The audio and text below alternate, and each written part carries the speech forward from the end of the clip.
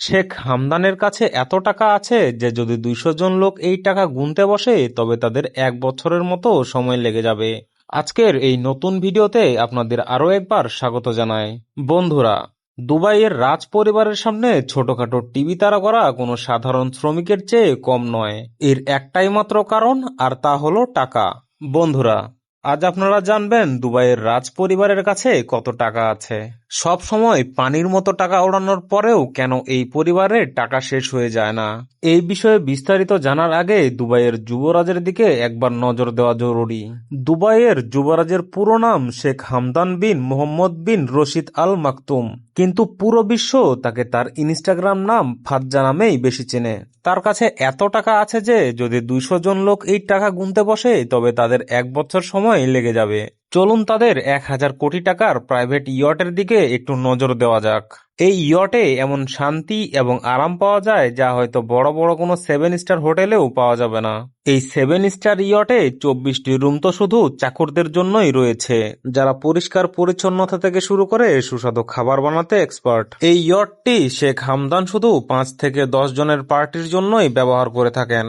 কথা কিন্তু এখানেই শেষ নয়। তাদের কাছে $৪০০ মিলিয়ন অর্থাৎ ৬,০০০ কোটি টাকার আরও একটি ইয়ট আছে, যা দুবাই ইয়ট নামেই পরিচিত।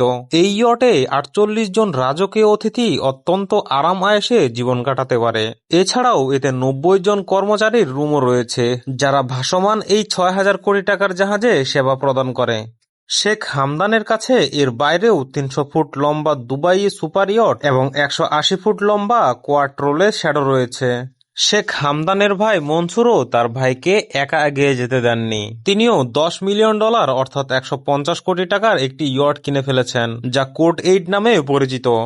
এবার সমুদ্র থেকে বের হয়ে মাটিতে আসা যাক। মাটিতেও শেখ হামদান খরচ করার দিক থেকে কারো চেয়ে পিছিয়ে নেই। ২.৫ কোটি টাকার বিলাসবহুল মার্সিডিজ G63 AMG থেকে শুরু করে ৪ কোটি টাকার মার্সিডিজ AMG SLS পর্যন্ত এমন কোনো গাড়ি নেই যা দুবাইয়ের যুবরাজ কেনেননি। এমনটা হতে পারে না যে আপনি শেখ হামদান বা তার ভাইদের মধ্যে কাউকে এর চেয়ে কম দামি গাড়িতে চড়তে দেখবেন। যুবরাজের গাড়ির কালেকশনে এর বাইরেও Ferrari, LaFerrari, Lamborghini Veneno, McLaren PA, Bugatti Veyron, Ferrari M12 এবং অ্যাস্টন মার্টিন 177 এর মতো গাড়ি রয়েছে। এগুলো শুধু শেখ হামদানের কালেকশন ছিল। তার ভাই মনসুরও মার্সিডিজ G-ওয়াগনের নিচে কথাই বলে না।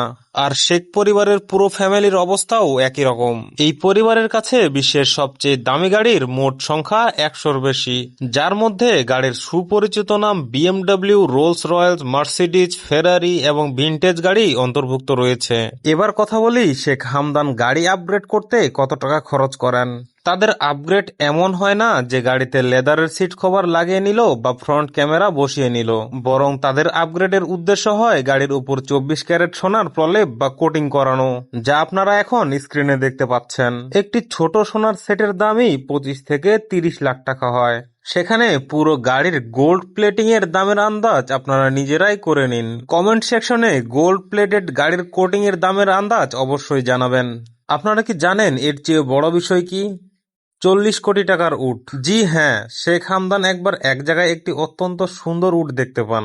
শেখ সেখানেই নিজের গাড়ি ভর থামিয়ে উটটির আসল দামের চেয়েও বেশি টাকা দিয়ে সেটি নিজের নামে কিনে নেন। আর এই উটটির দাম ছিল ৪০ কোটি টাকা। একদিকে তো শেখ হামদানের রাজকীয় খরচ, তবে অন্যদিকে শেখ হামদান একজন অত্যন্ত দয়ালু ও দানশীল মানুষ হিসেবেও প্রমাণিত হয়েছেন। এক ব্যক্তি নিজের ক্যান্সারের চিকিৎসার জন্য যুবরাজের কাছে আবেদন করেছিলেন। তখন যুবরাজ ১০ কোটি টাকার বিল নিজের পকেট থেকে পরিশোধ করে দেন।